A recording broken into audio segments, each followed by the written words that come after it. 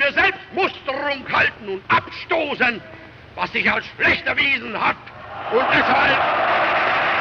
und deshalb innerlich nicht zu uns gehört.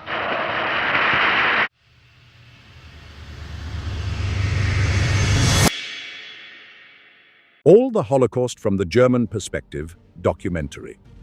In November 1918, the German Empire collapses and Kaiser Wilhelm II abdicates the throne. The new government signs the armistice while the army returns defeated. Months later, the Treaty of Versailles imposes territorial losses, military restrictions, and economic reparations. In that climate, an explanation begins to spread that gains strength.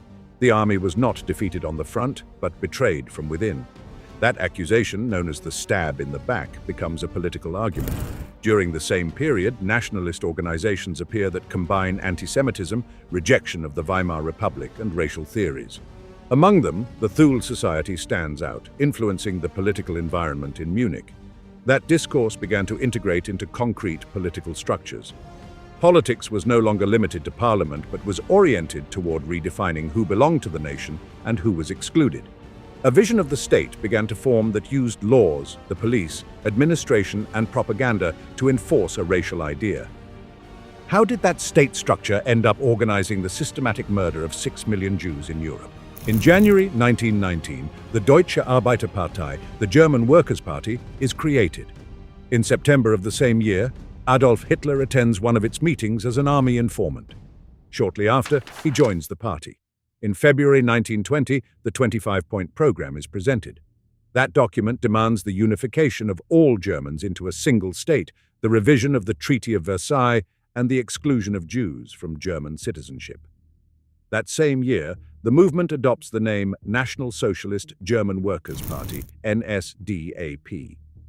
From then on, the acronym begins to appear on posters and pamphlets, while the swastika becomes its emblem and Bavarian beer halls a usual setting for its public events. At the same time, the Freikorps operate, paramilitary units formed by former combatants. Among them is the Freikorps EP, active in Bavaria. These groups fight communist uprisings and participate in street clashes. They were not an ideologically homogeneous group, but they contributed to normalizing political violence in German public life. That climate marks the early years of the Republic. In March 1920, the Kapp Putsch occurs, an attempted coup against the government. Although it fails, it exposes institutional fragility. In that environment, the NSDAP reinforces its nationalist and anti-Semitic discourse. In November 1923, Hitler and other leaders attempt to seize power in Munich in the so-called Beer Hall Putsch. The attempt fails, partly due to the lack of decisive support from the regular army, and several participants are arrested. Hitler is sentenced and serves part of his term in Landsberg prison. During this imprisonment, he writes the text later published as Mein Kampf, where he lays out his worldview, the idea of a unified national community, and his racial conception of politics. After his release in 1924, the party reorganizes. The idea of an immediate coup is abandoned, and the electoral path is adopted. The NSDAP establishes regional divisions called Gau, each led by a Gauleiter. An internal hierarchy is consolidated and the propaganda network expands. In 1925, the Schutzstaffel, known as the SS, is formally created. At first, it functions as Hitler's personal protection unit within the party and remains subordinate to the SA in these early years. Meanwhile, the Sturmabteilung, the SA, continues to operate as a paramilitary organization participating in public acts and clashes with political opponents.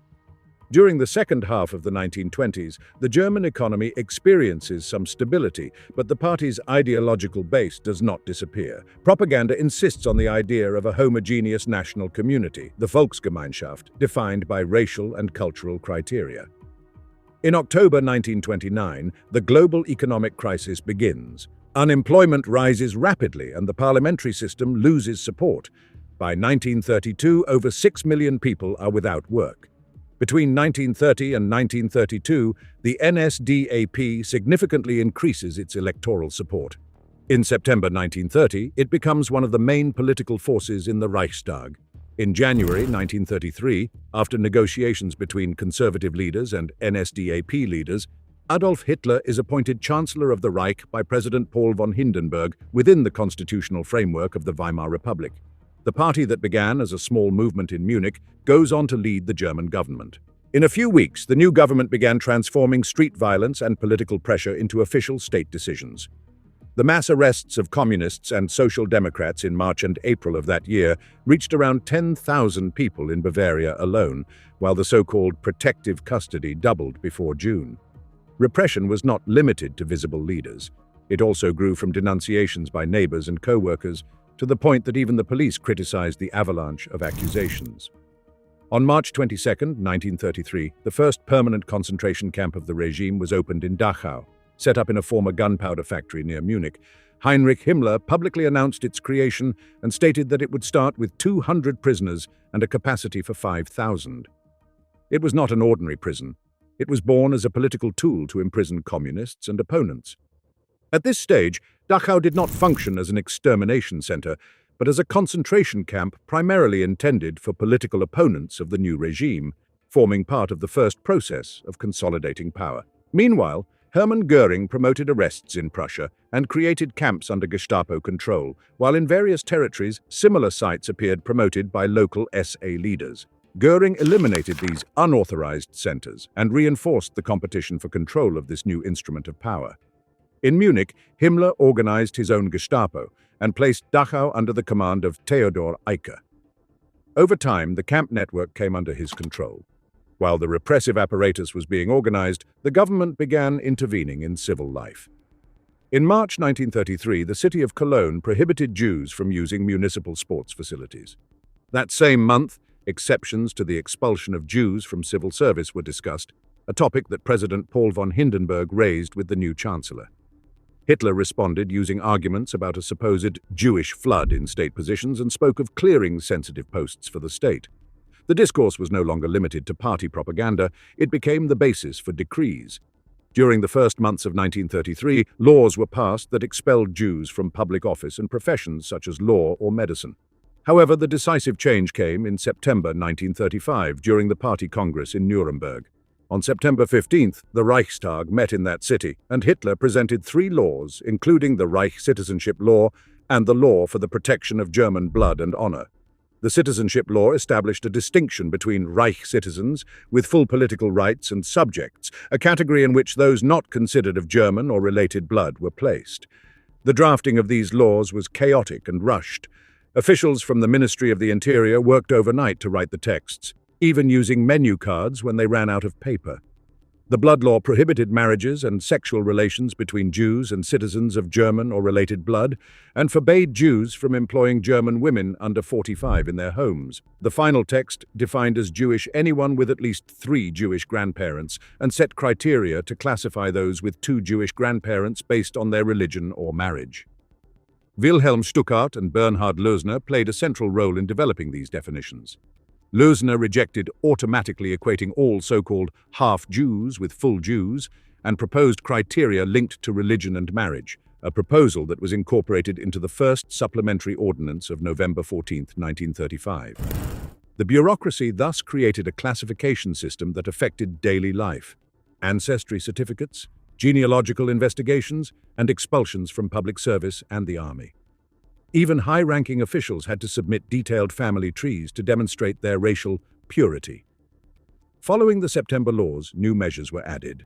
The law for the protection of hereditary health of the German people, approved on October 18, 1935, required racial aptitude certificates for marriage and increased surveillance of people considered foreign or of lesser value according to the regime's criteria.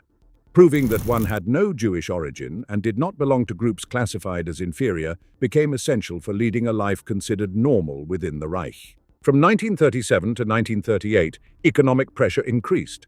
The so-called Aryanization involved the forced transfer of Jewish businesses to German owners. When companies passed to new owners, the staff was also Aryanized and dismissed. The composition of the Jewish community changed significantly. In the former Reich, the percentage of Jews over 40 years old went from 47.7% in 1933 to 73.7% in 1939. Emigration had mainly absorbed the younger population, leaving an older community with a higher proportion of women.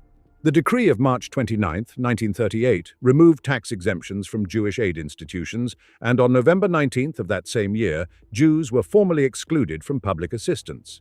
In December, unemployed Jews were ordered to perform forced labor on construction and public works projects, separated from non-Jewish workers, with Göring's express approval. The night of November 9th to 10th, 1938, marked a new step in the regime's anti-Jewish policy.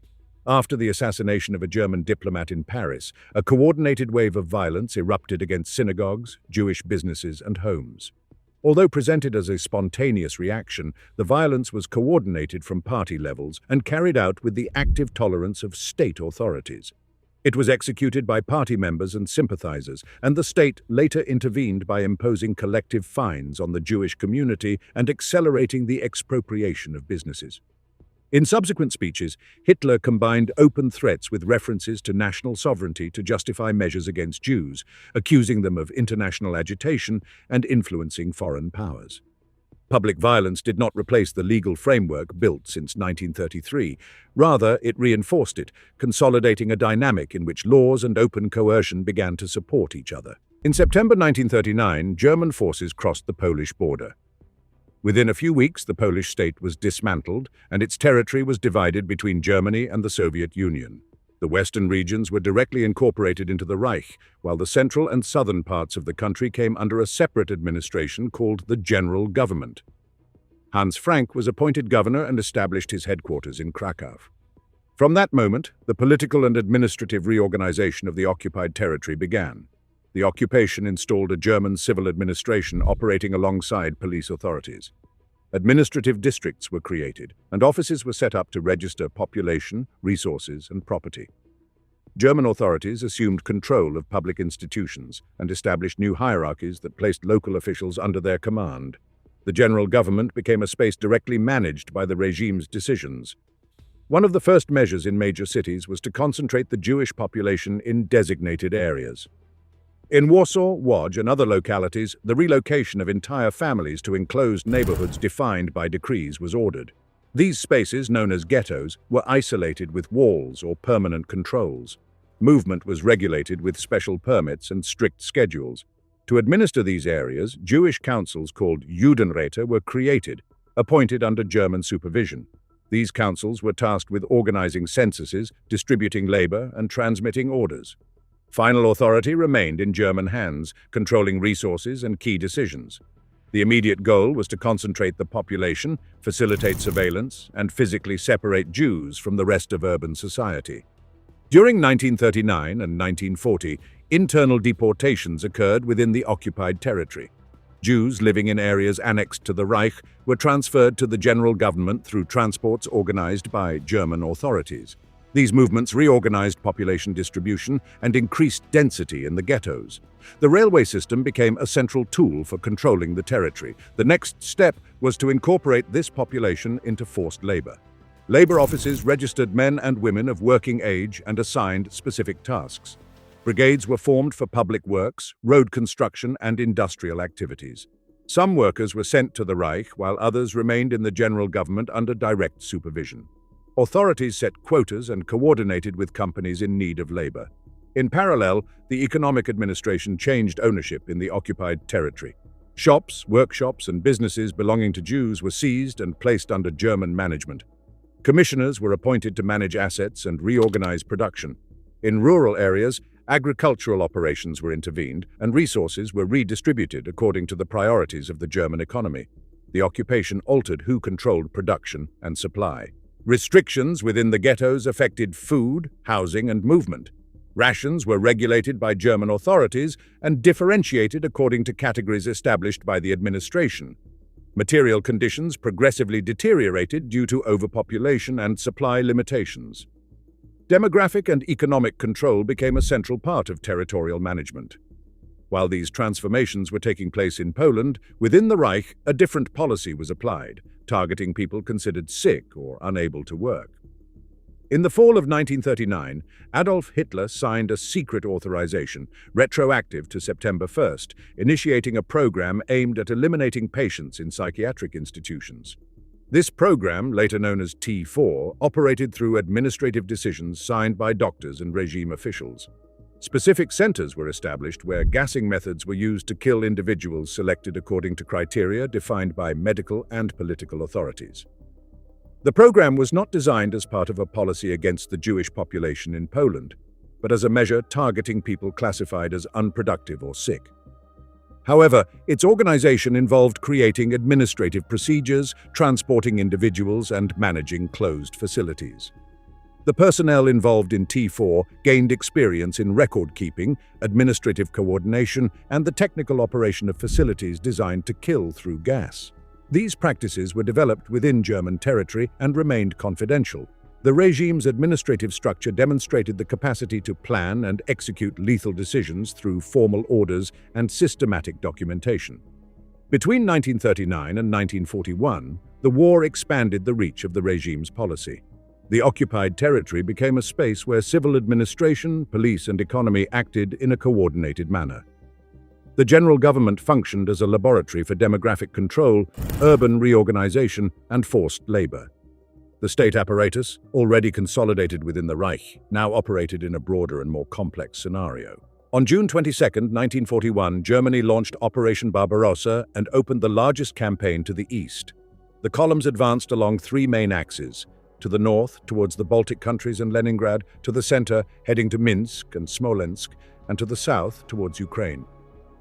The military movement made headlines, but behind the front, another part of the German apparatus was activated, with orders and tasks not intended for traditional combat. Alongside the armies that entered Soviet territory, mobile security units known as Einsatzgruppen advanced. They were linked to the security police and the security service, and moved following the forces that took cities and towns. They did not operate as a single group, but as several detachments with assigned zones. They were organized into four large groups: Einsatzgruppe A, B, C, and D, and each accompanied a sector of the German advance. In practice, they entered behind the front lines and operated in the rear, where control was determined by the occupation. In the first weeks, these units operated with a logic of lists, categories, and orders that came down the chain of command. They searched for Communist Party cadres, political commissars, Soviet officials, and people marked as enemies of the Reich. Within that framework, the Jewish population increasingly became a target. The dynamic became visible in the conquered cities. Registration orders appeared, mandatory meetings, temporary confinements, and gatherings of people at controlled points such as squares, courtyards, stations, or buildings occupied by the German administration. The shootings began following a repeated pattern. A remote place was chosen, often a forest, a quarry, a ditch, or a ravine. People were taken from the assembly points to that location, under escort. Before firing, they were forced to hand over documents, money, jewelry, and valuables. In many cases, they were ordered to remove part of their clothing. Then a line was formed, and shots were fired at close range. Afterwards, the bodies were covered with earth, and the unit moved to the next site. It was not an isolated scene, but a mobile practice that was established in multiple localities. The Einsatzgruppen did not act alone. In the same space, order police battalions operated, units formed by German police mobilized for occupation tasks. They stood guard, patrolled, secured perimeters, escorted transfers, and also participated directly in shootings. The operation followed a clear chain of command.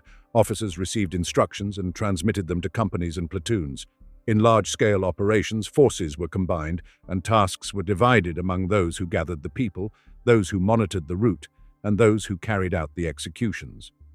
The cooperation of the Wehrmacht existed, though it must be described precisely.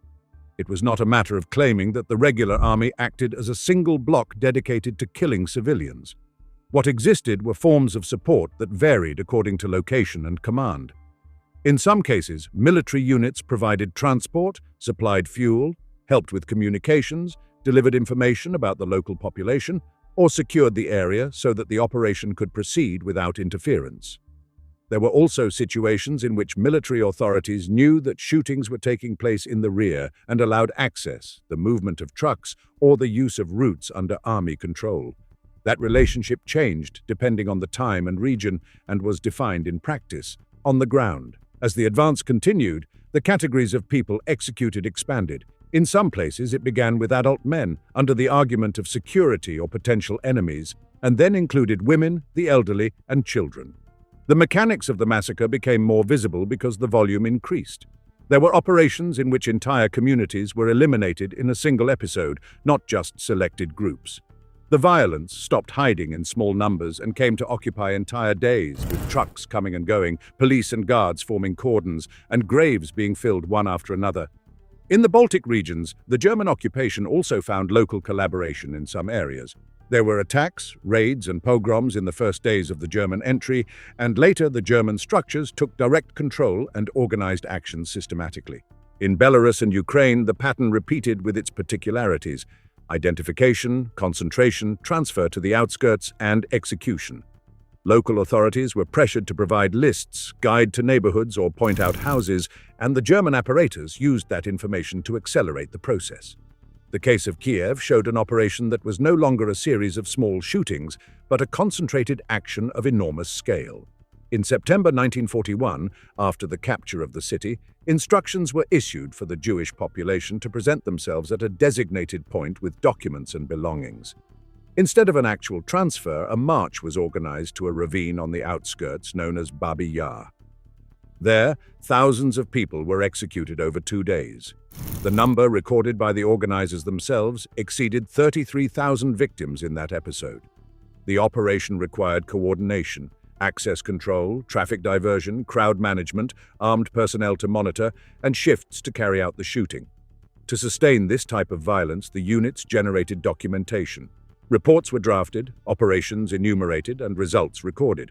They were not texts intended for the public, they circulated within the security apparatus. These reports reflected the administrative logic of murder: number, place, date, responsible unit. The figures functioned as internal accountability. The language could be cold, but it described concrete actions carried out by mobile teams with the support of police and other forces. Practical problems also arose on the ground: ammunition, timing, fatigue, handling of bodies. The executioners spoke among themselves, divided tasks, and sought ways to maintain discipline. Some officers allowed certain individuals to step aside from direct shooting and assume guard or escort duties, while others pressed to ensure the order was carried out. The hierarchical structure turned an extreme action into a service routine, with lists, shifts, and an environment that normalized repetition. By the end of 1941, the accumulated scale of shooting murders in the East was already enormous.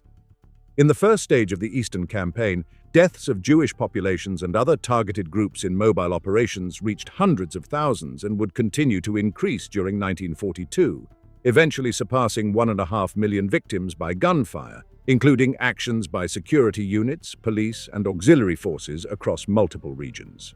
It was not the number of a single day or a single city, but the result of a continuous sequence of repeated operations over months, from the Baltic countries to Ukraine and beyond. In the summer and autumn of 1941, as the war in the East progressed and the occupation expanded, another door was closing within the German state: the exit door.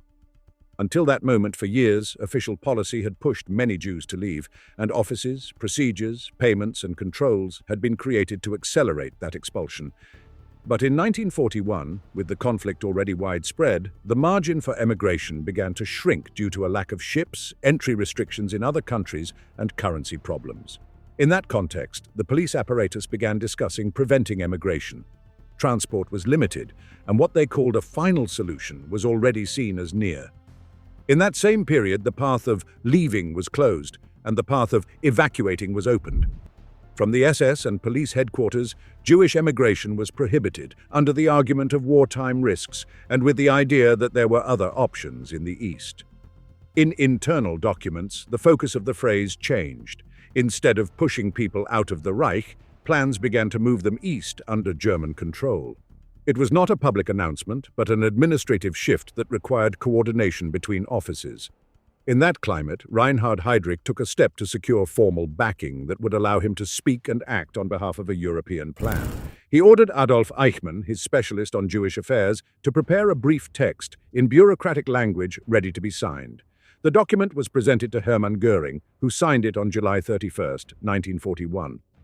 In that letter, Göring recalled an earlier directive from January 1939 and tasked Heydrich with carrying out the organizational, functional, and material preparations necessary for a complete solution to the Jewish question within the German sphere of influence in Europe. He also indicated that, if the competencies of other central agencies were affected, they should be included.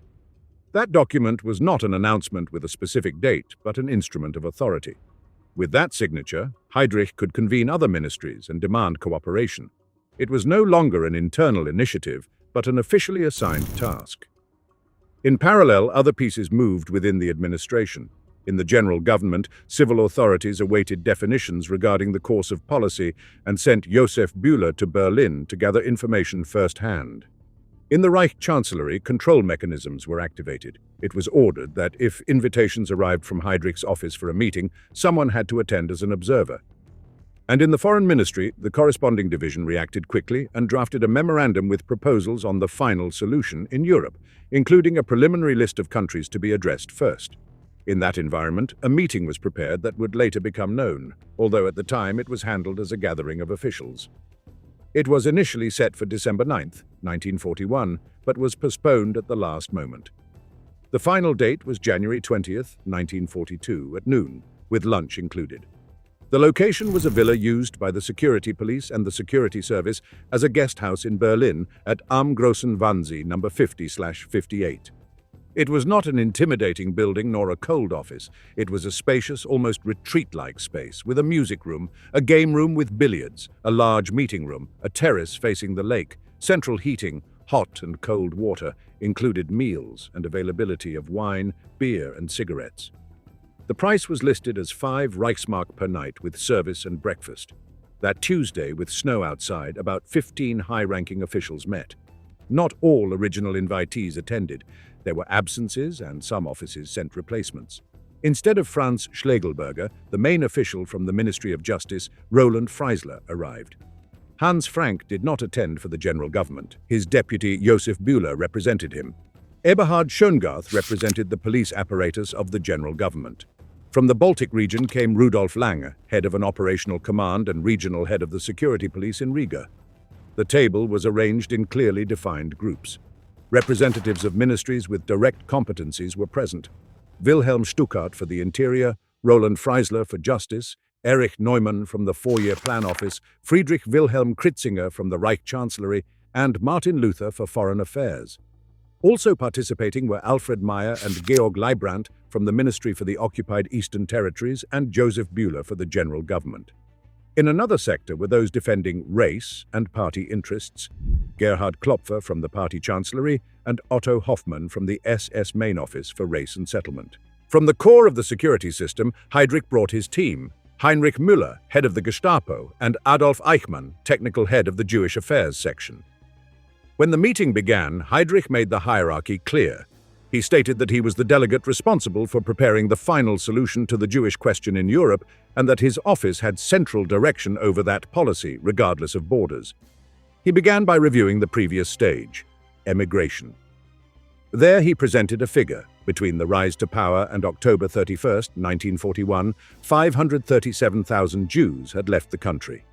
Within that total, he distinguished 3 groups, about 360,000 in Germany in January 1933, around 147,000 in Austria in March 1938, and about 30,000 in the Protectorate of Bohemia and Moravia in March 1939.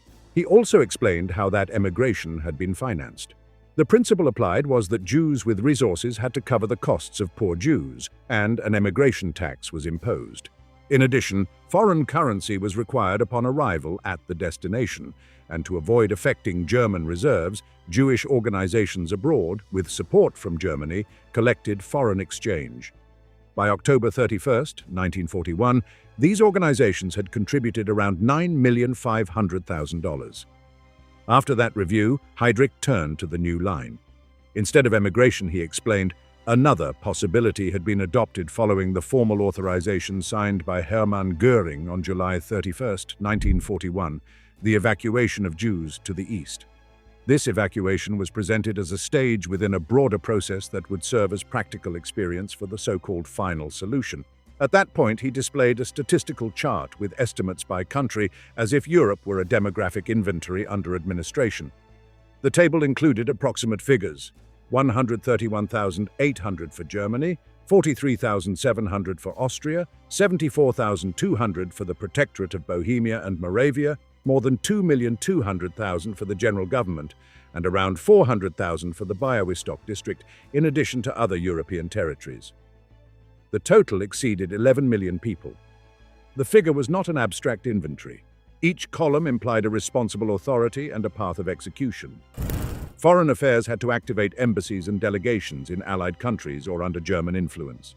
Military authorities in occupied territories had to coordinate with civil administrations, and the Reich Main Security Office needed updated census data and clear legal definitions for each jurisdiction. From Berlin, queries and demands were sent to capitals such as Paris, Amsterdam, Brussels, Athens, and Rome. The Wannsee Table became concrete correspondence, requests for more precise figures, discussions about legal exceptions, and coordination between offices. The Jewish question of each country was integrated into a common framework directed from the center. When explaining the list, a practical warning was given. In several countries, the figures counted only those still linked to the Jewish faith, because not all states had a racial definition of the term Jew. It was also noted that addressing the issue in each country would clash with local mentalities and attitudes, especially in Hungary and Romania. In the latter case, it was indicated that documents proving foreign citizenship could still be purchased, complicating classification and administrative capture. Then Heydrich described, in general terms, what was expected to be done with the evacuated. He spoke of large work columns separated by sex, sent to the east for tasks such as road construction. He noted that a significant portion would be lost due to attrition and natural decline during the process, and that the remainder, considered the most resilient core, should receive special treatment to prevent it from becoming a focus of regrouping. He did not explain the details at that table, but left the final destination implied within the same administrative scheme. A general order was also established. The operation would proceed from west to east. The Reich, including the Protectorate of Bohemia and Moravia, was to be addressed first for housing and social and political needs. An intermediate step was also explained. The evacuated Jews would be sent in stages to transit ghettos and from there moved east. A central part of the meeting was not a single order, but the dispute over competencies. What was at stake was who commanded, who set the rules, and who signed. That is why Interior, Justice, Foreign Affairs, the Reich Chancellery, the Four-Year Plan, the Ministry for the East, the General Government, and the offices of Race and Party were present. Each had its own interests, legal definitions, exceptions, labor, citizenship, relations with allied countries, and control of occupied territories. The meeting allowed Heydrich to establish himself as the central coordinator and the others to be integrated into the process, because from that moment they could no longer treat it as an external matter. At the beginning of 1942, persecution no longer remained limited to expelling, imprisoning, or moving people from one place to another. In the occupied territories of the East, the violence that had previously operated through mobile actions began to combine with something else. Fixed locations, created to kill on a large scale with a repeatable method. The change did not happen overnight, but a clear direction was visible. Instead of relying on patrols and scattered actions, the system concentrated on specific points connected by train, with personnel, routine, and a single objective. One of the first places to show this shift was Chelmno, also called Kulmhof. There, the murder was organized around closed trucks in which victims were placed, using gases from the engine itself to kill them during the journey to the pits. In the area, a circuit was set up: arrival, luggage control, quick separation, and then transfer to those vehicles. The site was connected to the Łódź ghetto and the local administrative control, and it functioned as an early model of what killing without shooting meant, with a procedure that could be repeated several times a day. While that operated, Operation Reinhard was launched in the general government, a campaign designed to empty large areas of Jewish population and turn it into a rapid process. There, 3 centers became known for the same logic: Bełżec, Sobibor, and Treblinka. They were not large camps like other later complexes, but relatively small spaces designed to receive trains, process people in a few hours, and eliminate them without establishing a massive resident population inside. The movement was simple and brutal: arrival, rapid orders, confiscation of everything, deception to prevent panic, and a short route to the place of death. In Bełżec, the facility began operating in March 1942. The site was organized with high fences, separated zones, and corridors camouflaged with branches, so that the newly arrived would not fully understand what was happening until the end. Direct control could be maintained with a small group of SS Germans and a larger number of auxiliary guards. The idea was that the dirty work would become routine and that volume could be handled quickly. In the same line, Sobibor received its first transport in May 1942, and for just over a year about 250,000 people were murdered there. Treblinka also began to be built in 1942, and ended up being the site with the highest number of deaths among these centers. Estimates ranged from 800,000 to 900,000 victims, very close to the total at Auschwitz. In these places, the process relied on a constant staging. People were told they were at a transit point for disinfection or for registration. They were ordered to leave suitcases, hand over papers, separate into lines, and move forward. They were forced to undress quickly and were promised that their belongings would be returned later. Everything was designed to maintain movement, prevent mass resistance, and complete the cycle. The murder did not depend on improvisation, but on a fixed sequence in which each group had a task. Some gave orders, others watched, others drove, others collected clothes, and others removed bodies. As the system expanded, the train became the artery. The Reichsbahn did not treat these transports as abnormal, but as a service integrated into regular procedures. Although people were carried in freight cars, internal accounting registered them as passengers. The base price was calculated as a third-class fare, 4 Pfennig per kilometer. Children under 10 traveled for half the fare, and those under 4 traveled free. If the group reached at least 400 people, a collective fare was applied that halved the cost. The office requesting the train paid the one-way trip for the deportees and the round-trip ticket for the guards. In practice, this traveler language allowed the railway system to handle it as a normal schedule, with specific offices for timetables, track assignment, and availability of cars, even though the real destination was death. Industrialization was not only about killing quickly, but also about taking everything. At each arrival, documents, money, jewelry, and valuables were confiscated. Clothing became merchandise. Suitcases were opened one by one. Shoes, coats, watches, rings, coins, and foreign currency were separated. In some places, enormous depots were organized to sort and repack. In Auschwitz, the sorting areas became known as Canada, where hundreds of female prisoners worked piece by piece, even inspecting underwear because people hid diamonds, gold, or banknotes in seams. That space became a constant accumulation point for the SS apparatus and also for internal appropriation networks, given the volume of goods circulating daily. Once separated, money, foreign currency, jewelry, and precious metals were sent under SS control to Central Reich authorities. Gold, including that extracted from dental work, was melted and turned into ingots without origin marks. These shipments arrived at the Reichsbank, where they were recorded and incorporated into official reserves, centralizing deliveries from different camps and transferring resources to accounts linked to the war economy. The plunder was thus integrated into state financial administration, while other materials, such as hair or belongings sorted by type, followed specific storage and redistribution routes within the same machinery. Auschwitz-Birkenau was the place where the idea of extermination became most visibly combined with slave labor and industrial business. The complex grew in layers, Auschwitz I as the base camp, Birkenau as the massive area of confinement and death, and Monowitz as a camp linked to industrial facilities. There, the system combined selection on arrival, exploitation in labor units, and mass killings by gas. To sustain it, ramps, barracks, fences, watchtowers, and crematoria were expanded. The process continued to function as a circuit. Train arrival, separated lines, one part sent to labor, another part sent directly to death, and then sorting of belongings. Around Auschwitz, companies and contracts arrived. The presence of IG Farben was linked to the construction of a synthetic rubber and fuel plant, and the constant demand for labor meant that the selection and use of prisoners was managed as a flow. Workers were needed to dig, carry, move materials, build structures, operate machinery, and maintain production rhythms. Interests from other German firms, such as Krupp, also emerged, benefiting from forced labor at different points in the system. The prisoner was not seen as a person, but as a capacity that could be used up and replaced. From 1942 to 1943, the machinery stabilized.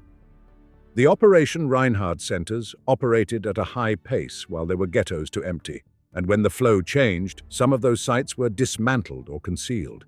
Auschwitz, on the other hand, continued growing as a central point because it could absorb transports from many countries and served simultaneously for killing and labor exploitation. The train continued connecting cities, ghettos, and borders with those points, and the bureaucracy maintained the schedule as if it were just another logistical plan of the war. Industrialization was also evident in how tasks were distributed and in preventing German personnel from being directly exposed to what had already happened with mobile killings. In several centers, auxiliary guards performed surveillance and control duties, and a small group of Germans maintained overall command. The design aimed for the process to be fast, with deception preventing resistance, and for killing to be carried out without long public scenes. In practice, the crime became a procedure: receive, separate, kill, remove, sort, send. With that structure already established, the system continued operating steadily as the war progressed. While the extermination centers were operating and transports kept arriving from different parts of Europe, within the Reich, the command structure that sustained that system operated with clear rules, defined hierarchies, and a chain of obedience that ran through the police, administration, and party. The SS had a clear hierarchy and an internal culture of obedience. Heinrich Himmler maintained overall control as head of the SS and police, and from there relied on offices that coordinated security, intelligence, and repression. The Gestapo acted as a political police, with the power to detain without normal trial, using protective custody, and with authority to interrogate, surveil, and order transfers. In practice, the Gestapo did not need to have thousands of agents in every city to exert influence, because it relied on a combination of fear, administrative routine, and cooperation from other institutions: regular police, municipal authorities, labor offices, and networks of informants. In many places, the ordinary citizen did not see the Gestapo as a constant presence on the streets, but felt it as a possibility. It was enough for someone to know that a file, complaint, or summons existed for control to become real. Citizen denunciations played an important role. Neighbors, co-workers, and even family members sent letters or made calls to accuse others of comments against the regime, of listening to banned radios, helping Jews, buying on the black market, or maintaining relationships considered improper. Many complaints arose from political conviction, but others stemmed from personal conflicts, envy, or a desire to look good to the authorities. In the final result, this flow fueled investigations and arrests and turned daily life into a space where saying too much could have consequences. The Ministry of the Interior and the civil administration upheld the legal and record-keeping side. It was not only about police pursuing, but about offices classifying. There were officials who reviewed genealogies, issued documents, denied permits, revoked licenses, and updated population records. In a country already accustomed to official papers for everything, control worked with apparent normality. A letter, a stamp, an order to appear, a loss of rights, an obligation to report a change of address. Persecution became a sum of procedures where each step seemed administrative, even though the outcome grew increasingly harsh. In parallel, the local civil administration had a practical role. Mayors' offices and municipal offices managed housing, rationing, and the allocation of vacant properties. When a Jewish family disappeared from a street, their apartment remained, and someone had to inventory furniture, lock doors, change locks, and reassign the space. This work was done by municipal employees, hired moving companies, and housing administrators. In many cases, neighborhood residents saw trucks loading furniture and knew that this was not a normal move. Sometimes it was whispered about, sometimes it was used to request a table, a chair, or a coat. These movements created a kind of indirect knowledge. The final destination was not always known, but it was understood that a real expulsion was taking place and that the state was organizing it. The war economy amplified this process. Private companies benefited from contracts, previous expropriations, and labor controlled by the state. Factories and construction firms requested workers, and in a context of scarcity due to military mobilization, the regime offered solutions that involved forced labor and systems of managed allocation. Executives and personnel managers negotiated quotas, conditions, and production, and many companies became accustomed to receiving groups of monitored workers with discipline imposed from outside. The relationship was not always presented as a gunpoint order, but as a transaction. The state provided labor, and the company delivered output, equipment, payments, or infrastructure. This dynamic did not depend exclusively on the SS. The Ministry of Armaments and War Production, along with other economic offices, constantly pressured to ensure stable flows of workers amid bombings, losses at the front, and the massive mobilization of German men. Decisions about deportation, reassignment, or temporary retention of labor were not only police matters. They were influenced by production calculations and by competition between agencies seeking to meet quotas and sustain output. Persecution thus became integrated into the logic of state management in wartime, where productivity, demographic control, and repression were intertwined in a single administrative structure. This mechanism was also sustained through language. Internal papers and communications used terms that softened what was happening: evacuation, resettlement, special treatment, solution, measures. This vocabulary allowed the crime to advance without being stated directly in ordinary documents. For many people, the system appeared as a set of decisions for security or for war. Censorship, propaganda, and press control reinforced this fog. Even so, rumors circulated. Soldiers on leave spoke of what they had seen or heard in the East. Railway workers and station employees saw trains, guards, and lists. Neighbors noticed certain houses emptied in a single day. Entire neighborhoods felt the absence. In some factories, workers mentioned letters from relatives that referred to executions or extreme violence, although many of these letters were written carefully for fear of censorship. Knowledge was not uniform. Some believed it was resettlement and work, others suspected mass killings without having details, and some, due to proximity to the police or local offices, understood more than what was publicly said. In parallel, while this administrative machinery continued to operate, news also arrived from outside the Reich that the authorities could not ignore. BBC broadcasts and other Allied radios disseminated information about deportations and killings, and although tuning into enemy stations was prohibited and could be punished as a crime against wartime morality, many people listened in secret. Authorities reinforced warnings, controls, and propaganda campaigns to discredit what they labeled enemy lies, and censorship tightened in a climate where speaking too much could have consequences.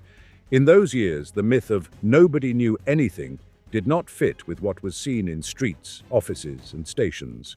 Knowledge was fragmented. There were visible signs, calculated language, and administrative routines that allowed people to understand that something serious was happening, even if not everyone had access to the full scale. Meanwhile, the state apparatus continued to operate with formal normality. The Red Army advanced from the east, the Allies pressed from the west, and German control over occupied territories became more fragile. In this context, persecution did not stop. It took another form. What had been a stable system turned into a race, speeding up deportations where still possible, liquidating remaining spaces, moving prisoners as the front approached, and at the same time erasing traces that might be left behind. In the spring of 1944, Germany occupied Hungary, opening the door to one of the last mass deportations of the war. The operation was organized rapidly. Searches were ordered, concentration measures imposed, and departures from different regions arranged. In a few weeks, entire communities were removed from their homes, gathered at transit points, and sent by train. The numbers skyrocketed in a short period. Around 437,000 Hungarian Jews were deported between May and July of 1944. The speed of this operation showed that even with the Reich under pressure, the apparatus could still mobilize transport, police, and local coordination to execute a plan on a continental scale. While this occurred, another movement took place in other occupied areas, the final liquidation of ghettos that still existed or had been reactivated as control spaces. In Poland, the Łódź ghetto, which had survived longer than others due to its labor function, was emptied in the summer of 1944. The liquidation was not a single event, but a series of transports and raids that ultimately left the place without its original population. In Warsaw, after the ghetto uprising in 1943, the same space no longer existed as before. But in 1944, the city again became the scene of massive destruction after the Polish uprising in August, with expulsions and reprisals that extended beyond the Jewish population and left entire neighborhoods devastated. In the east, as the Red Army advanced, the Germans attempted to erase evidence in areas where mass graves and execution sites already existed. In some places, prisoners were forced to exhume bodies and burn them to reduce evidence. These operations were conducted under strict supervision and followed by the execution of those forced to work on the task to leave no witnesses. The logic was simple. If the front approached, anything that could speak for itself had to be removed, even if it was late, and even if the scale could not be completely hidden. In the camps and complexes still in operation, the priority became evacuation. From late 1944 through 1945, transfers of prisoners from facilities near the front to the interior of the Reich or areas still under German control were ordered. Trains continued to be used when possible, but with bombed lines and logistical chaos, many evacuations were carried out on foot. These marches became a massive and brutal phenomenon. Large groups were removed in winter with inadequate clothing, almost no food, and guards shooting those who fell or lagged behind. They became known as death marches because the journey itself became a central part of the mortality. The pace of these marches depended on the place and the moment, but the pattern repeated. Columns were formed, a direction was set, and people walked along secondary roads or rural paths to avoid exposed areas. In towns and villages, local residents saw endless guarded lines pass, heard occasional gunfire, and understood that this was not a simple transfer. In some cases, prisoners slept in barns, empty factories, or outdoors, and the next morning the column moved again. If an air attack or an encounter with retreating units occurred, the violence increased because control became more nervous. Within this collapse, facilities and documentation were also destroyed.